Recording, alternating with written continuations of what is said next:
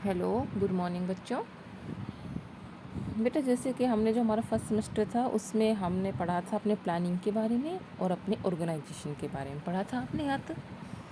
अब हम अपना थर्ड जो मैनेजमेंट का काम है वो क्या, आपका स्टाफिंग करना। आपका प्लानिंग में हमने सीखा था कि हमने अपने बिजनेस गोल को सेटअप करना सीखा था, उनको कैसे अचीव करना है, ये सारी चीज़ें हमने प्लानिंग में सीखी थी।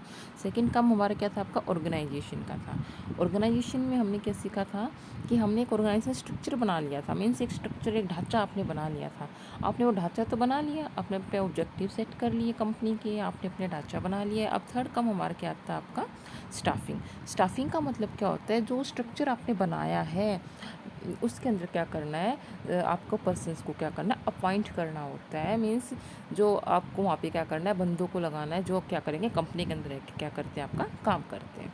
तो देखो मीनिंग ऑफ स्टाफिंग क्या कह रहा है आपका, after setting up business goals the next step will be to prepare a suitable organisation structure.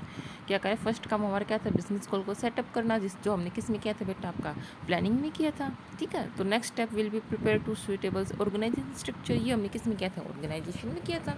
And next जो हम अब इस चैप्टर में पढ़ेंगे वो हमारा क्या, स्टाफिंग। तो स्टाफिंग में हम क्या करेंगे, appoint person to carry on various task. और उस जब हमने प्लानिंग कर ली, ऑर्गेनाइजेशन कर लिया, तो अब क्या करो, स्ट्रक्चर के अंदर क्या करो, पर्सन्स को क्या करो, अपॉइंट करो। An organization can make optimum use of physical and financial resources only through competent human resources। क्या करे, कोई जो ऑर्गेनाइजेशन है आपका, वो जो आपके कौन कौन से रिसोर्सेज होते हैं आपके पास, फिजिकल रिसोर्सेज हैं आपकी और जो आपके फाइनेंशियल रिसोर्सेज हैं। जब तक उसके अंदर कोई ह्यूमन आपने अपॉइंट नहीं किया है, आपने अपने पर्सनस को अपॉइंट नहीं किया है, तो क्या है, उनका यूज़ तो वो कर ही नहीं सकते, वो क्या हो जाएंगे, आपके वेस्ट हो जाएंगे। तो यही कह रहे हैं कि जब तक किसी ऑर्गेनाइजेशन में हम स्टाफिंग नहीं करते, मीन्स पर्सन को अपॉइंट नहीं करते हैं, तब तक क्या हो जाएगा, जो आपके फाइनेंशियल रिसोर्सेज हैं और जो आपके फिजिकल रिसोर्सेज है वो बेटा क्या हो जाएंगे, उनका ऑप्टिमम यूज़ नहीं हो पाएगा। तो staffing is primarily concern with finding the right person for right jobs. तो हम कह सकते हैं कि स्टाफिंग क्या होता है आपका, कि राइट पर्सन को राइट जॉब पे लगाना है। अब देखो, कई बार क्या होता है, हम कहते हैं कि स्टाफिंग मतलब क्या, सिर्फ लोगों को लगाना है, लेकिन ऐसा नहीं है। स्टाफिंग क्या होता है आपका, बहुत वाइड होता है। क्या कह रहा है, देखो, the scope of staffing is not restricted to just filling the job positions. क्या कह रहा है, स्टाफिंग का जो एरिया है वो बहुत वाइड है आपका, कोई नैरो नहीं है। इसके अंदर सिर्फ यही काम नहीं है कि आपने पर्सनस को उठाए और उनको क्या कर दिया, उनको जॉब पे पोजीशंस पे उनको अपॉइंट कर दिया, नहीं। जब आप उनको जॉब पोजीशन से अपॉइंट करते हैं तो इसके लिए हमें एक प्रोसेस से होकर गुजरना पड़ता है। इसके अंदर आपको क्या क्या एक्टिविटीज़ करनी पड़ती है, देखो, it includes A series of activities like man power planning, recruitment, selection, training, development etcetera. Means सबसे पहले आपको क्या करना पड़ता है, आपको अपनी प्लानिंग करनी पड़ती है, आपको अपने उसके फर्म के अंदर, ऑर्गेनाइजेशन के अंदर कि हमें कितने लोगों की ज़रूरत है, मैन पावर की प्लानिंग करनी पड़ती है। फिर क्या करते हैं, रिक्रूटमेंट करते हैं। रिक्रूटमेंट के अंदर क्या किया जाता है बेटा, आपने न्यूज़पेपर वगैरह में एडवर्टीजमेंट वगैरह देखते, वो क्या वो एक तरह से किसका पार्ट है, आपका रिक्रूटमेंट का पार्ट है। आपने रिक्रूटमेंट कर लिए, रिक्रूटमेंट का आपने एडवर्टीजमेंट निकाली, सारे काम की उनका रिटर्न टेस्ट वगैरह लिया। फिर आपका आता है सिलेक्शन। सिलेक्शन के अंदर आप देखते हैं, रिक्रूटमेंट में सभी लोगों को बुलाया जाता है, गैदरिंग ज़्यादा होती है। सिलेक्शन में क्या किया जाता है, उनको सेलेक्ट किया जाता है, जिन जिन लोगों ने आपका टेस्ट को क्वालिफाई किया है, जो इंटरव्यू को क्वालिफाई किया है। फिर क्या कुछ उनका सिलेक्शन हो गया, उनको ट्रेनिंग दो। अब कोई बंदा जो नया आता है उसको ट्रेनिंग तो दी जाती है कि काम जो काम है उसको कैसे करना चाहिए, उसका डेवलपमेंट स्किल्स को भी क्या किया जाता है, आपका डेवलप किया जाता है।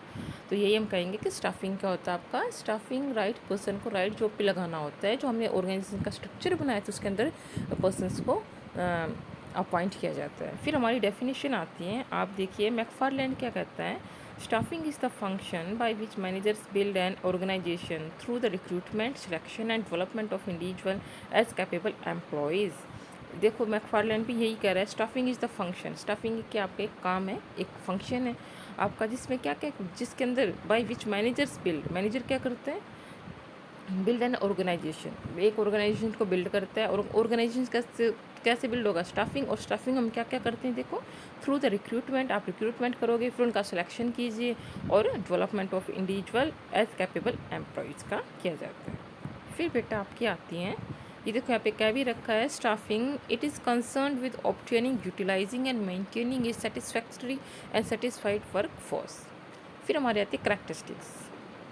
मीनिंग समझ में है स्टाफिंग का? स्टाफिंग का मीनिंग क्या आपका?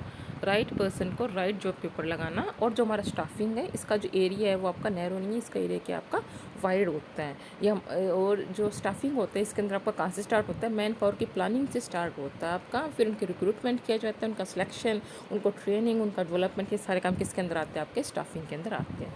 फिर देखो बेटा, इसकी आप क्या आती है? करेक्टरिस्टिक्स कह सकते हो या फिर आप इसकी नेचर कह सकते हो स्टाफिंग की। तो the characteristics of staffing may be describe as follows. First क्या कह रहे हैं? अब आपने क्या देखा था? स्टाफिंग का मेन काम क्या था?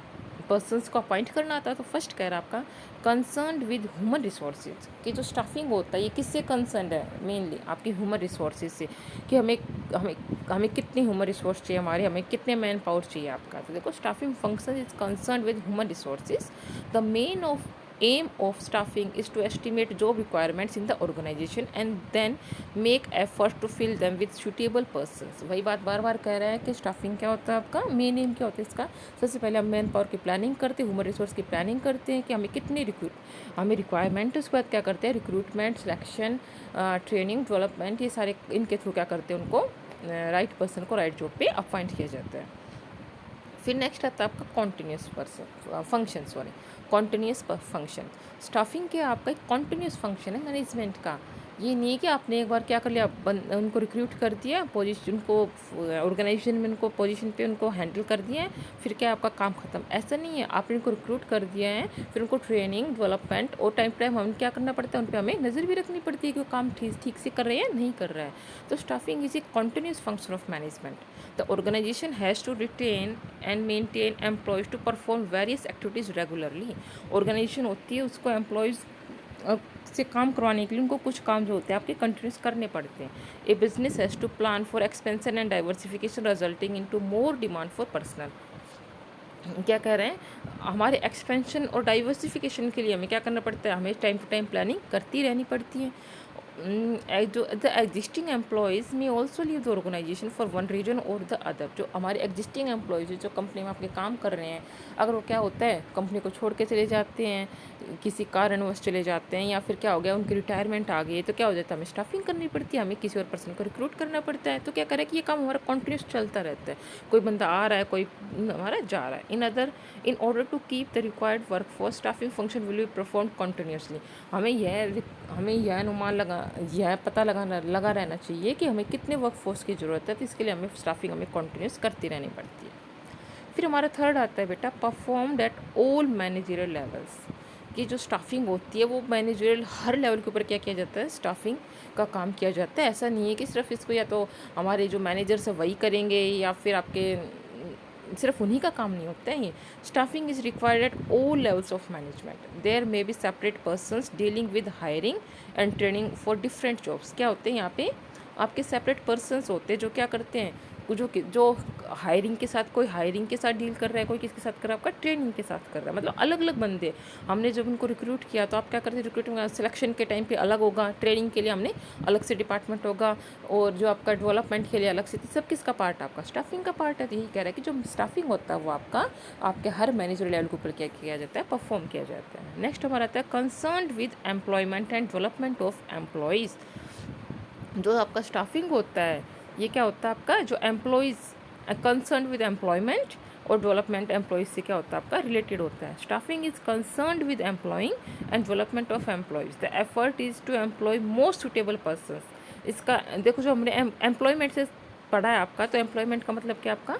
कि हमें मोस्ट सुटेबल पर्सनस को क्या करना? उनको जॉब पे अपॉइंट करना होता है एंड डेवलप देम। और फिर क्या करना? उनको डेवलप करना होता है them for high responsibilities. The employees are occupied with latest techniques of work so that they are able to improve their performance। Employees को क्या क्या कहा जाता है? कि वो क्या करें? न्यू से न्यू टेक्नोलॉजी जो आपकी टेक्निक्स है उनको क्या करें? उनका यूज़ करें, जिससे क्या हो सके? वो अपनी परफॉर्मेंस को क्या कर सके? इम्प्रूव कर सके। फिर नेक्स्ट हमारा आता है influenced by internal and external factors. जो हमारे स्टाफिंग फंक्शन है, ये आपके जो आप ऑर्गेनाइजेशन के इंटरनल फैक्टर हैं और जो आपके एक्सटर्नल फैक्टर, दोनों से क्या होता है? आपका इन्फ्लुएंस होता है। Staffing function is influenced by internal and external factors. The internal factors may related to policies concerned with employees, and external factors may be government policies and education. Educational environment. जो internal factor है आपका वो क्या हो सकती है, आपकी company की पॉलिसीज़ हो सकती है, हम उनको ही ध्यान में रख के क्या करना पड़ता है, आपको स्टाफिंग करना पड़ता है, रिक्रूटमेंट वगैरह करनी पड़ती है, तो हम स्टाफिंग हमारा उससे भी इन्फ्लुएंस होते हैं। और उसके बाद किससे होता है आपका, जो आपके एक्सटर्नल फैक्टर मीन्स जैसे आपकी गवर्नमेंट पॉलिसीज़ हैं, आपकी एजुकेशन इन्वायरमेंट कैसी, इन सबसे क्या होता है आपका स्टाफिंग आपका इफेक्ट होता है, इन्फ्लुएंस होता है। फिर देखो बेटा, इसके बाद हमारे आते हैं इम्पोर्टेंस, जो हमारी स्टाफिंग है ये क्यों इम्पोर्टेंट है आपके किसी भी ऑर्गेनाइजेशन के लिए। Importance of staffing, staffing function is very important for the success of an enterprises. क्या करें, जो स्टाफिंग फंक्शन है किसी भी एंटरप्राइजेज के लिए सबसे इंपॉर्टेंट क्या होता है, वेरी इंपॉर्टेंट फंक्शन होता है आपका। Staffing is important for the following reasons, किस किस के लिए ज़रूरी होता है। देखो, first, appointing persons as per needs. क्या कह रहा है, staffing helps in fulfilling various positions in the organisation as per requirement. हमने क्या किया था, उससे पहले अपनी प्लानिंग किया था मैन पावर का, तो उससे स्टाफिंग होता है, हमें जैसी ज़रूरत होती है रिक्वायरमेंट की वैसे क्या करता है, हमें फुलफिल जो हमारे पोस्ट होते हैं उनको फुलफिल करने में हमारी क्या करता है, हेल्प करता है। Manpower requirements of various departments are determined. हम जो हमारी डिपार्टमेंट है आपका मार्केटिंग का अलग है, एचआर का अलग है, आपका सभी डिपार्टमेंट अलग अलग है आपके, तो हम क्या करते हैं, हर डिपार्टमेंट में मैन पावर का पहले क्या कर लेते हैं, एस्टिमेट लगा लेते हैं कि हमें इतने लोगों की ज़रूरत है। And suitable persons are appointed through the process of recruitment and selection. हम सबसे पहले क्या करते हैं, हर एक डिपार्टमेंट का अलग अलग से आप क्या कर लेते हैं, डिटरमाइन कर लेते हैं कि हमें कितने लोगों की ज़रूरत है, फिर उसको क्या कर लेते हैं आप उनको प्रोसेस जो होती है आपके रिक्रूटमेंट और सिलेक्शन के थ्रू उनको क्या करते हैं, जॉब उनको अपॉइंट किया जाता है। फिर नेक्स्ट आता है आपका इंपॉर्टेंस में right man for right job. Staffing की ज़रूरत क्यों होती है आपकी, वैसे तो आप नॉर्मली किसी को भी उठा के आप क्या कर सकते हैं, कम लगा सकते हो ऑर्गेनाइजेशन में, लेकिन जो स्टाफिंग होता है वो राइट बंदे को राइट पोजीशन पे क्या करता है, जॉब ऑफर करता है। और ये कैसे होते हैं, आप रिक्रूटमेंट करते हैं, उसमें आपके पास बहुत सारी एप्लीकेशंस आती हैं, अपना क्राइटेरिया फिक्स करते हैं कि इतने बंदे इसकी ये क्वालिफिकेशन होनी चाहिए, वो क्या कर सकते हैं, अप्लाई कर सकते हैं। आप उनका रिटन टेस्ट लेते हैं, इंटरव्यू लेते हैं, तब क्या करते हैं, तब जाके क्या होता है, उनको जॉब ऑफर की जाती है। तो staffing ensures the placing of right person at right job. Staffing क्या करता है, हमें मेक श्योर करता है कि वो राइट पर्सन को क्या करेगा, राइट जॉब पे लगाएगा। This will be possible only when persons are given the job share per their qualification and skills. और ऐसा कब होता है, जब हम क्या करते हैं, जो पर्सन्स जिनकी क्या होती है उनको जॉब दी जाती है उनकी क्वालिफिकेशन उनकी स्किल के अकॉर्डिंग। और हम ऐसे ही किस में करते हैं, आप स्टाफिंग में करते हो। When suitable person are appointed on jobs then it will improve their performance and bring efficiency. जब हम क्या करते हैं, आप सुटेबल पर्सनस को जॉब पे अपॉइंट करते हैं, जिससे क्या होता है, उनकी परफॉर्मेंस इंप्रूव होती है और एफिशिएंसी हमारे ऑर्गेनाइजेशन में आती है। फिर थर्ड आता है बेटे आपका की टू अदर मैनेजर फंक्शंस। जो हमारा स्टाफिंग है आपका, ये क्या है, दूसरे जो आपके वो जो फंक्शंस बच के उनके लिए क्या आपका एक की है। मतलब स्टाफिंग, जब तक स्टाफिंग ही नहीं होगा तो क्या आपके और काम हो सकते हैं, नहीं हो सकते। आपने प्लानिंग कर लिया, ऑर्गेनाइजेशन स्ट्रक्चर बना लिया, लेकिन जब तक आपने बंदे ही अपॉइंट नहीं किए पर्सन आपने अपने ऑर्गेनाइजेशन में, तो क्या काम शुरू हो सकता है, नहीं हो सकता है। तो key to other manager functions, staffing is the key for performing other manager functions.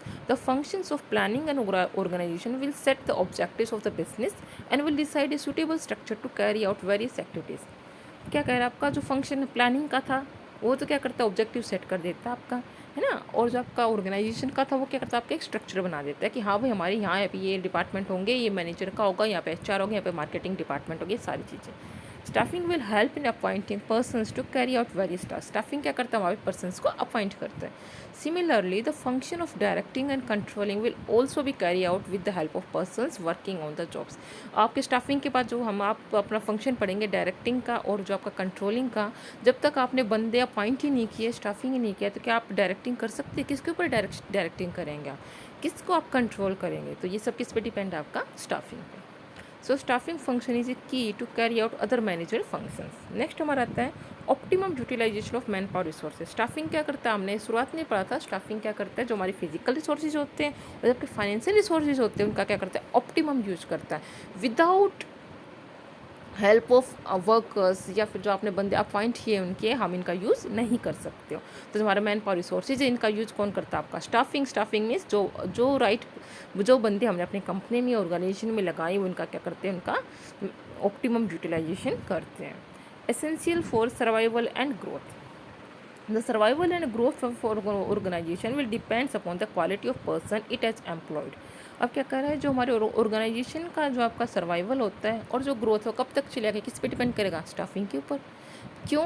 क्योंकि अगर हमने जो हमने पर्सन्स को जो अपॉइंट किया उनकी क्वालिटी कैसी है, अगर हमने अच्छी क्वालिटी के बंदे को अपॉइंट किया, राइट मैन को राइट जो ऑफर किया है, तो क्या हो जाएगा, हमारी फर्म क्या करेगी, आपकी ग्रो करेगी, सर्वाइव करेगी, अदरवाइज क्या हो जाएगा, वो डिक्लाइन हो जाएगी।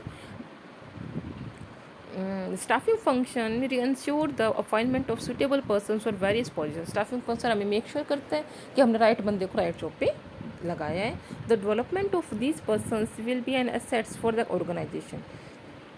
और फिर स्टाफिंग के बाद हम क्या करते हैं, उनका डेवलपमेंट करते हैं। जो हमने डेवलपमेंट किया है वो एक तरह से क्या होता है, हमारी फर्म के लिए क्या होता है बेटा, आपका एसेट्स होता है। So the growth of an organisation is directly linked to the quality of persons working there.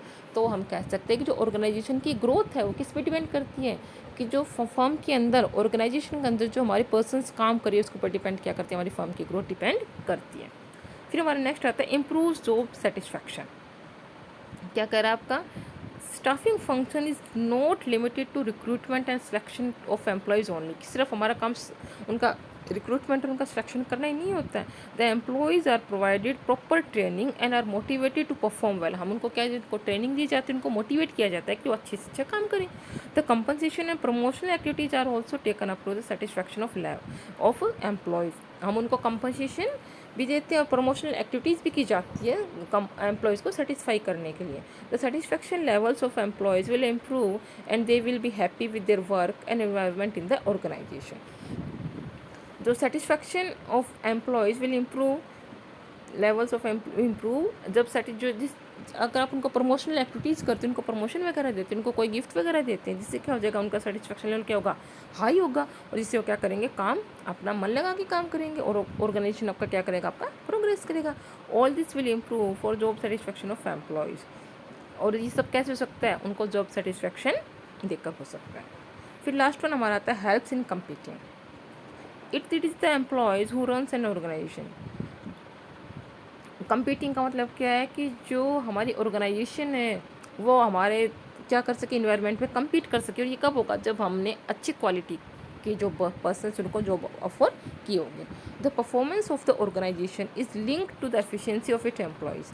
जो ऑर्गेनाइजेशन की परफॉर्मेंस किस पे डिपेंड करती है, सीधे सीधे बेटा आपकी एम्प्लॉयज़ के परफॉर्मेंस के ऊपर। और जो एम्प्लॉयज़ की परफॉर्मेंस किस डिपेंड करती है, कि हमने उनको कैसे बंदों को हमने अपनी फर्म में लगाया है। An organisation with efficient man power will be able to compete better in the market. अगर जो हमारे ऑर्गेनाइजेशन में आपकी मैन पावर हो, क्या आपकी एफिशिएंट बंदे हमारे हैं, तो क्या हो जाएगा, वो मार्केट में कम्पीट करेगा, अदरवाइज कर जाएगा, आप मार्केट से बाहर हो जाओगे। Better man power is link to the recruitment of suitable persons for manning various jobs. So well performed staffing function will help an organization to be in a better position as compared to other। तो यही कह रहा है आपका, कि जो staffing function है आपका, अगर आपने सही बंदे को सही जॉब पे लगाया है, तो हम क्या कर सकते हैं, आप मार्केट में कम्पीट कर सकते हैं, अदरवाइज आप नहीं कर सकते। तो आज बेटा हमने पढ़ा आपका स्टाफिंग क्या होता है, ठीक है, स्टाफिंग की हमारी नेचर क्या क्या है और स्टाफिंग की इंपॉर्टेंस क्या है। कल हम इससे नेक्स्ट करेंगे, इसकी प्रोसेस क्या होती है। Thank you very much.